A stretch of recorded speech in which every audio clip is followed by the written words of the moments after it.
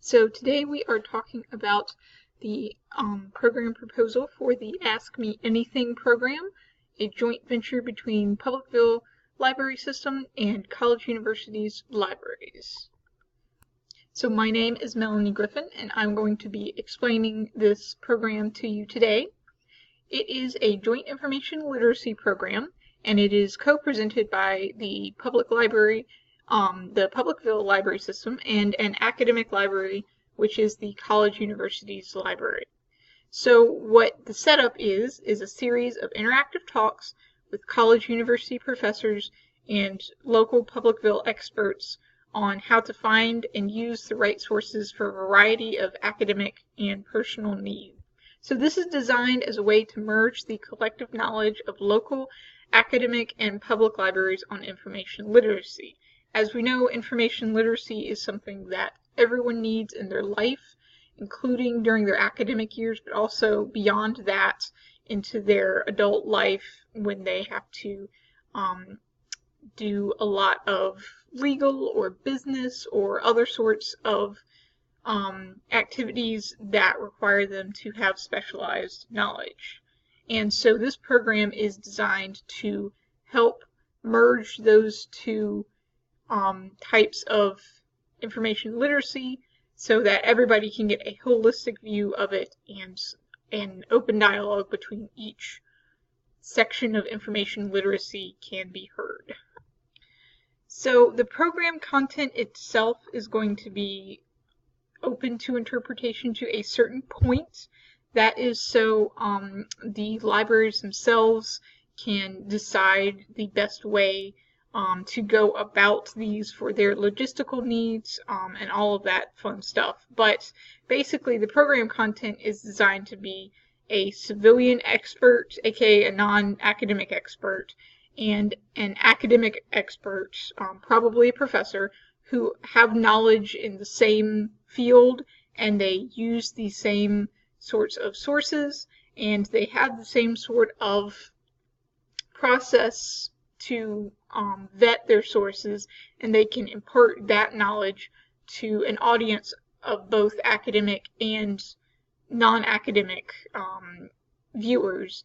And so the goal here is to get them to share their own tips and to share where they come together and share where they branch out from each other, and to share that knowledge with the viewers. So the program content would be to film a series of Ask Me Anything talks with local experts about how to find good sources for everyday information needs in life.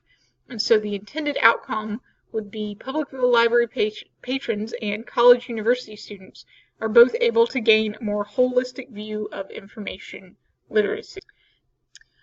Now, a good question about this program is, who is it for? It's, on the surface, it's for two very distinct groups, Publicville Library patrons who are above the age of 18, and college university students and faculty. Now, those are two very big groups, very vague groups, and they also seem to be very separate groups. However, this program is meant to bring those two separate groups together because they have more in common than they think.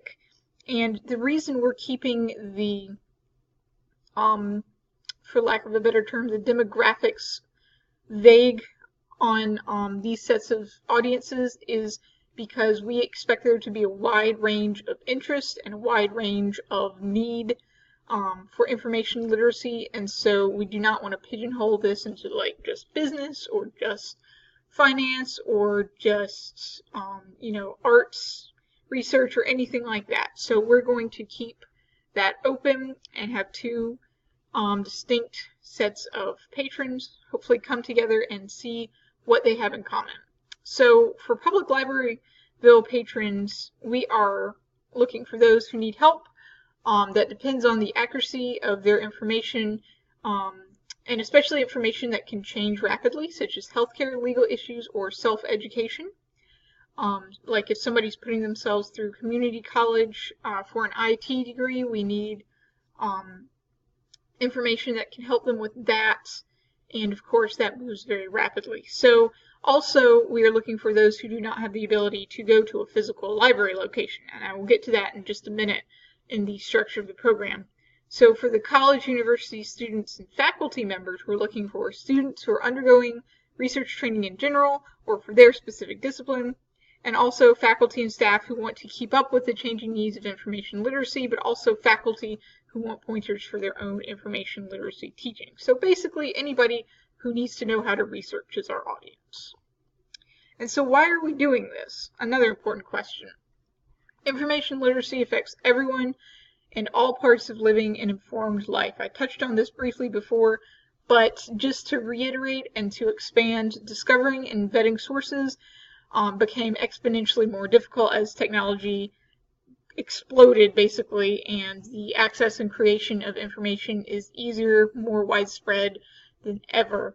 And the Publicville library system and college university will both benefit from pooling their information literacy knowledge and expanding their audience reach, because those who are in college at this point, they may need the public library later on.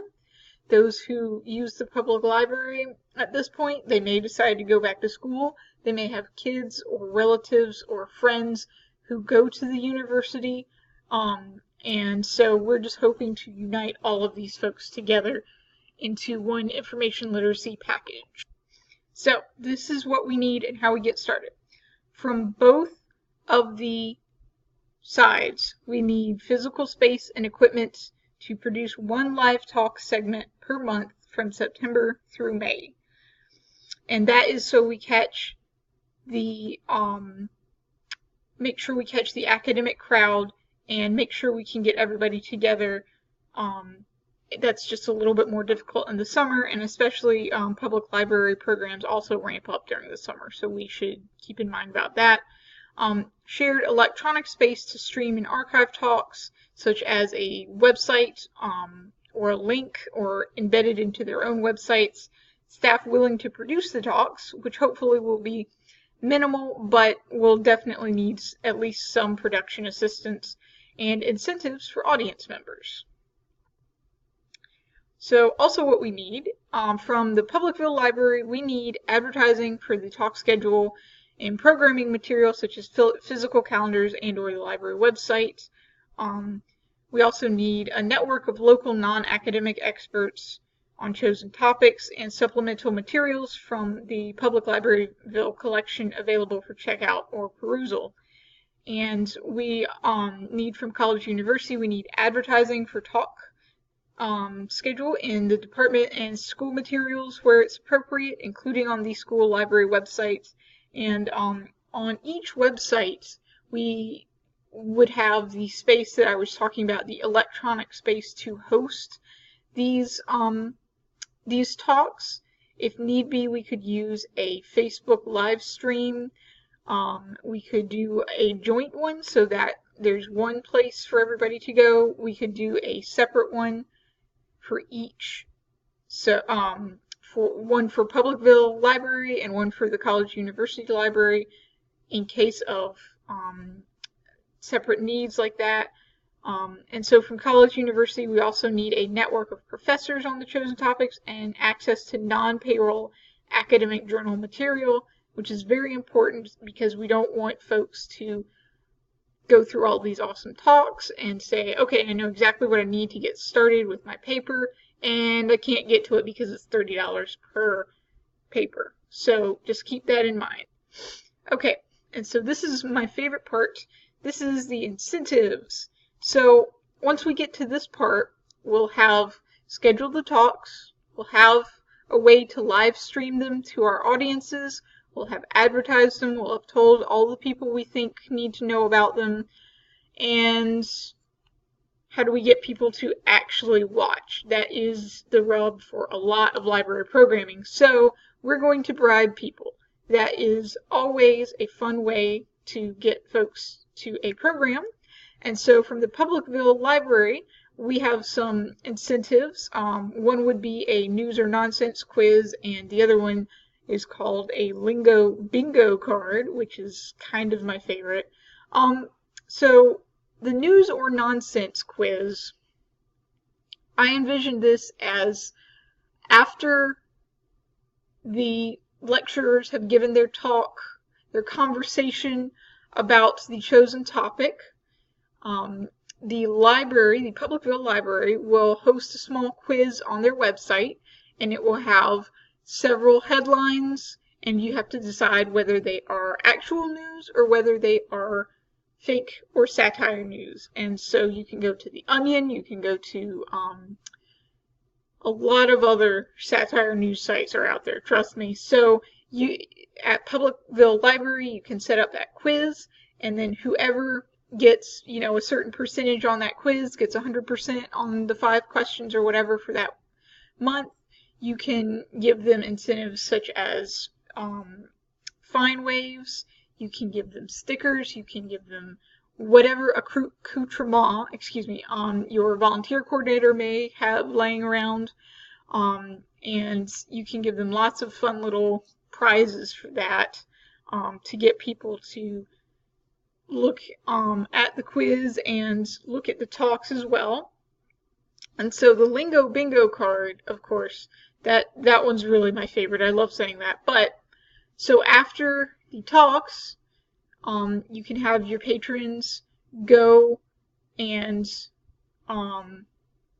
get a bingo card from you that has certain phrases printed on it that were talked about during the talks. So one thing I really have noticed is that a lot of science journalism says studies say, and of course that's a valid way of writing something grammatically, but a lot of times it doesn't mean anything at all. It's just an empty phrase saying these folks somewhere put on a blog, or maybe a scientific paper, or maybe just an opinion poll of their friends that this stuff happens. So think of some phrases like that, put it on a bingo card, and give prizes to whoever gets a line, a bingo line, or you can also, have a coverall, whatever you think you can handle. And also, I really like to make the studies say phrases a free space, because honestly, that is literally everywhere. So from college, university, we're going to need folks who can give extra credit for their courses if the students attend the talks, or do the news or nonsense quiz, or the lingo bingo, or if they write summaries on the talks. That's how I've seen most extra credit go, is folks attend, and then they write a short summary, and then they get credit for that. So since this would be an online thing, the librarian or whoever's hosting won't be able to sign a card or whatever saying somebody was there.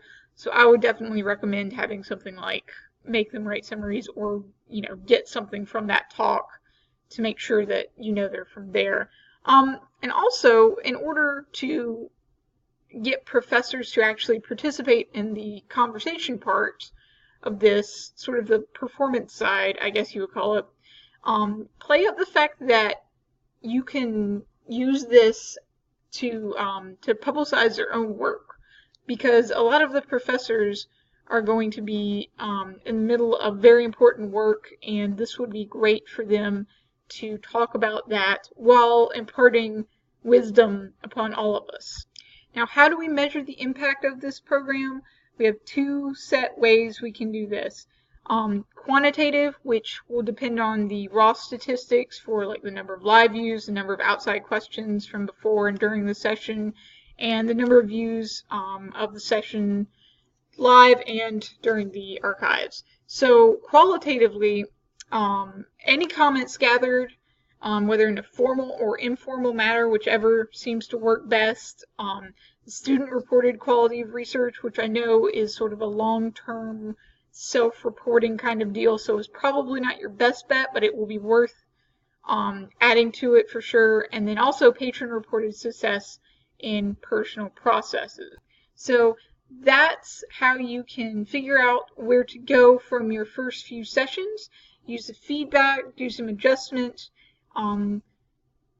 do future schedules and bookings, and then the assessment quizzes and prizes will show you exactly how excited people are to hear about information literacy for both of these areas. So my name is Melanie Griffin, and this is my program proposal. Thank you very much.